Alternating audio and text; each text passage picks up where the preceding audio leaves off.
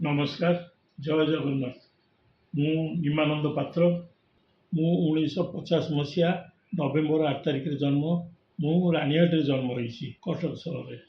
मु रानीहाट स्कूल में मो स्कूलिंग सारली तापर कॉलेज रे पढ़ी ख्रीष्ट महाविद्यालय रे तापर एमएस लॉ कॉलेज रे तापर मु चाकरी कली मु चाकरी जूलॉजी डिपार्टमेंट रे करथिली क्राइस्ट कॉलेज रे 1973 मसीहा रु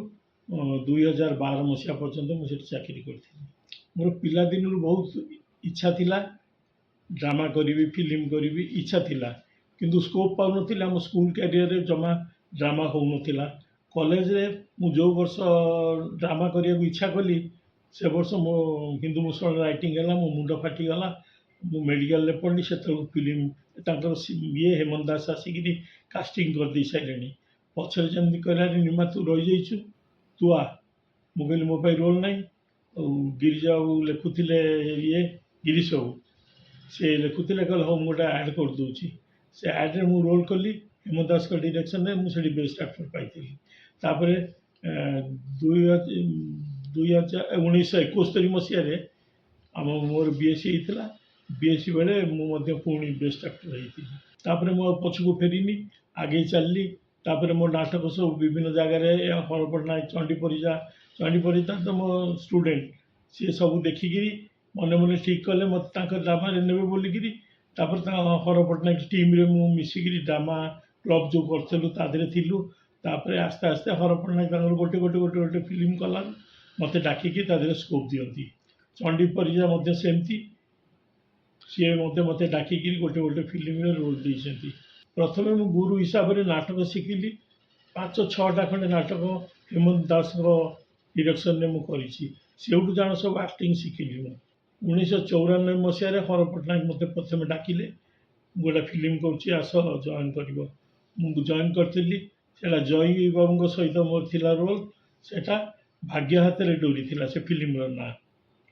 मु हर पट्टनायक डायरेक्शन प्राय 16-17टा फिल्म कर सुधांशु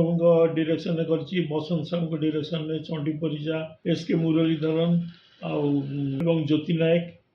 एमती सब अनेक डिरेक्टर अंडर में काम कर चलचित्र मु प्रथम भाग्य हाथ में डोरी से चलचित्र मोर अभिनय स्टार्ट है फिल्म कैरियर मोर स्टार्ट है महुआ साक्षी रही शंखा सिंदूर कलामाणिक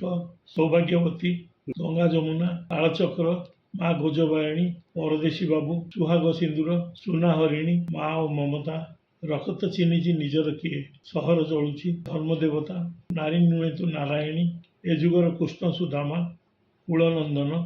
चेपांचे परमंद साबत माँ साथी रे वर्षा माई डार्लिंग धर्मर हेब जय टोपाए सिंदूर दीटपा लुह जय श्रीराम थैंक यू भगवान महानायक रकते लिखी ना मु ते लव करुची पागल प्रेमी तो बिना भल लगे ना मुना ए लव स्टोरी सुना चढ़ई मो रूपा चढ़ई तो आखिर मु परशुराम पारिबेनि कई अलगा करी तू मो देहर छाई यहीपरि मु अनेक चलचित्र अभिनय करछि मु स्टेज नाटक जी करी अधिकांश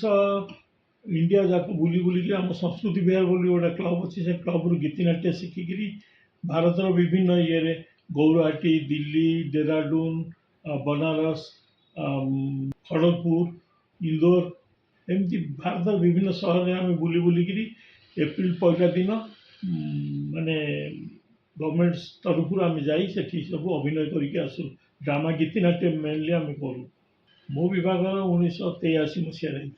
मोर गोटे पु गोटे झी झी अच्छी बर्तमान बड़ोदरा से उत्कल समिति जो होती से कल्चरल सेक्रेटरी रही पुओ रही बैंकक रे से हिंदू परिषद से गोटे कर्मकर्ता हो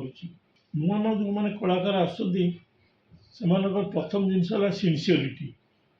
डिवोशन नाटक प्रति से डिवोशन थी दरकार आज दिने कले काली दिने आबसेंट रही एमती कले हेनी नाटक रेगुलाली कले तुम नाटक किसी शिखिपार नुआ कलाकार रही गोटे स्मरण शक्ति जोटा डायलग गुड़ा मुखस्थ करके मन रख चरित्र जहाँ से चरित्र भितर तुमको पशि जा पड़ो नचे तुम निजक राजा बोली भावु न कि देखा तुम यदि कौ गुड़िया दुकान काम कर ସେ ରାଜା ବୋଲି ଭାବିଦେଲେ ନିଜର ସେ ଆକ୍ଟିଂଟା ରାଜା ଭଳିଆ ଆସିବ।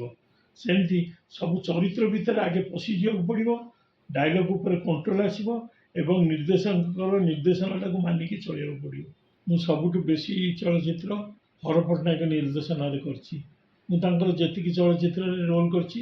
ସେ ସବୁ ଫିଲ୍ମ ସୁପରହିଟ୍ ହେଇଛି। ଯେତେ ଚଳଚ୍ଚିତ୍ରରେ ମୁଁ ଅଭିନୟ କରିଛି ସେସବୁ କଟକରେ ସୁଟିଂ ହେଇଛି ଏବଂ କଟକ ହେଲା ଚଳଚ୍ଚିତ୍ରର ପ୍ରାଣକେନ୍ଦ୍ର। ଏଇଠି ସମସ୍ତେ ଡାଇରେକ୍ଟର ରାଇଟର ସବୁ ଏଇଠି କଟକରେ ଅଛନ୍ତି। ଆଉ ମୁଁ ନିଜେ ଗର୍ବ ଅନୁଭବ କରୁଛି ଯେ ମୁଁ ସେଇ କଟକରେ ଜନ୍ମ। ମୁଁ ବର୍ତ୍ତମାନ କଟକର ପିଠାପୁରରେ ବାସ କରୁଛି। କଟକରେ ଜନ୍ମ ହେବା ସହିତ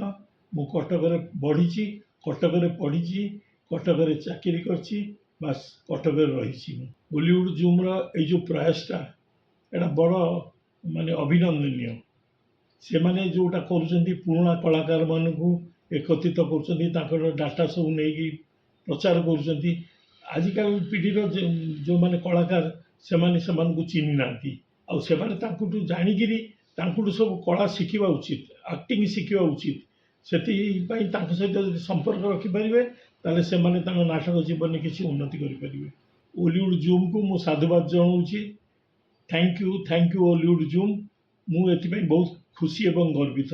ନମସ୍କାର, ଜୟ ଜଗନ୍ନାଥ।